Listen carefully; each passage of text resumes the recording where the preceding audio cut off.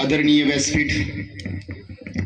व्यासपीठावर सर्व विराजमान सर्व मान्यवर, प्रथमतः मी या भगतसिंग विद्यालयाचे संस्थापक आणि सचिव रामदास नाना यांचे खूप आभार मानतो.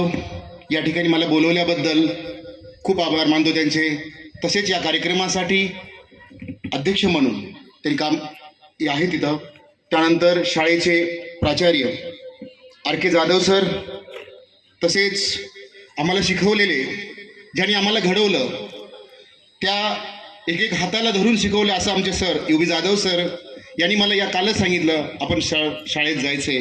मला येताना सुद्धा आठवतं माझी शाळा, मला परत या शाळेत यावं वाटतं, मला माझं बालपण आठवतं. विद्यार्थी मित्रांनो, मी या शाळेत शिकत असताना काही अनुभव सांगणार आहे. कारण माणसानं जगावं कसं, खूप आनंदानं जगलं पाहिजे. मला या शाळेमध्ये घडवताना या शाळेचे सचिव स्वतः आम्ही व्हॉलीबॉल खेळायचं, नाना आम्हाला शिकवायचे. आमचं ग्राउंड पळशी स्टँडला शाळा असायची, त्या ठिकाणी आम्ही 4 वाजता नाना असायचे, नानासोबत त्यांचे मित्र असायचे आणि आम्हाला ते प्रशिक्षण द्यायचे. या शाळेमध्ये एवढा बनलो की माझ्यामध्ये खेळामुळे चिकाटी, आत्मविश्वास, निर्णय क्षमता आणि कठोर परिश्रम करण्याची ताकद या शाळेने दिलेली आहे मला. कारण या शाळेने जे दिलेलं मला ज्ञान आहे, मी आज कधीच विसरू शकत नाही. मी तुम्हाला सांगायचं नाही मित्रांनो, मला शिकवत असताना कदम सर इंग्लिश शिकवायचे. वर्गामध्ये मी 3ऱ्या-4थ्या भागावर बसायचो. मला अजून आठवत आहे, शंकर आणि गौरी हा मला पहिला पाठ असायचा. या पाठामध्ये सर शिकवत असताना मला म्हणायचे, would Lakshman, what was Gauri, what was Shankar, हे मला वाक्य आठवायचे. त्यानंतर काही 4-5 चॅप्टर आहेत मला. The woods are lovely dark and deep, service to man and service to God. कारण हे माझ्या मनावर पेरलेले आहेत, कारण मी विसरू शकत नाही. मला इतिहासचे असतील, वागचावरे सर असतील, NS जाधव सर असतील, RK जाधव सर असतील, यांनी सुद्धा मला समाजशास्त्र शिकवत असताना मला आठवतंय, आदिवासी समुदायाची वैशिष्ट्ये असतील, ग्रामीण समुदायाची वैशिष्ट्ये, विशिष्ट असा भूप्रदेश, समान रक्तीबोट, असं मला अजून आठवतंय सर वर्गात शिकवत असताना. आणि UB जाधव सर शिकवत असताना मला हे आठवतंय की मागणीचा सिद्धांत, पुरवठ्याचा सिद्धांत, हे मला आज अर्थशास्त्र मी वर्गात बसल्यासारखं वाटतंय. आणि या शाळेमध्ये आल्यानंतर मला एवढा आनंद वाटतो की मी जे काही नाही केलं, या शाळेमध्ये मला बोलवलं, त्यासाठी खूप खूप मी आभार मानतो सरांचे. विद्यार्थी मित्रांनो, मी तुम्हाला 4 गोष्टी सांगणार आहे. या शाळेची वाटचाल खूप आपल्या कदम सर असतील, यांच्या मुख्याध्यापक होते त्यावेळेपासून आपण आज RK जाधव सर आहे. खूप परिश्रमातून सर्व शिक्षकांनी शिकवलेलं आहे. जोगदंड सर असतील, काटे मॅडम असतील, वराड सर असतील, सर्व शिक्षक, NS जाधव सर असतील, सूर्यवंशी सर असतील, या सर्व शिक्षकांनी आपल्याला चांगलं घडवलेलं. आम्हाला आमच्या विद्यार्थ्यांना इथं ज्ञान चांगलं दिलेलं आहे. विद्यार्थ्यांना पण इथं चांगल्या ॲक्टिव्हिटी करून घेतलात. आता मी पाहिलं बक्षीस वितरणामध्ये विद्यार्थ्यांना बक्षिसं दिले खूप.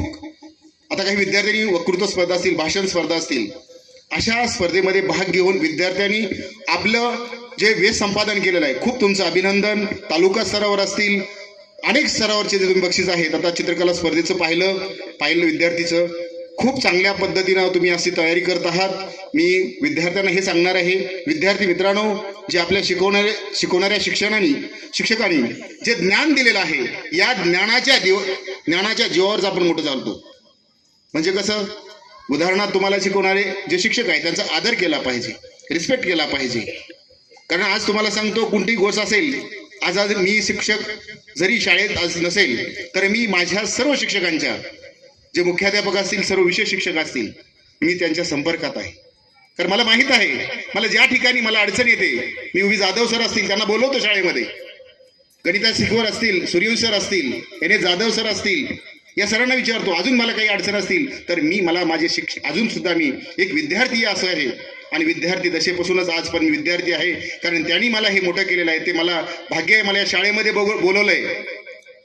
विद्यार्थी मित्रांनो, अभ्यास करत असताना सातत्य ठेवा, कारण सातत्याशिवाय कोणती गोष्ट शक्य नसते. नियोजन असलं पाहिजे, कठोर परिश्रम करण्याची ताकद असली पाहिजे. आणि जे शिक्षकांनी शिकवलंय त्याचा पूर्ण अभ्यास करून आपण परीक्षेपर्यंत आपण सातत्य ठेवून परीक्षेमध्ये आपण यश संपादन केलं पाहिजे. काही अडचणी असतात विद्यार्थी मित्रांनो, ज्यावेळेस या शाळेमध्ये, आता मला 2-3 प्रसंग सांगायचे आहेत.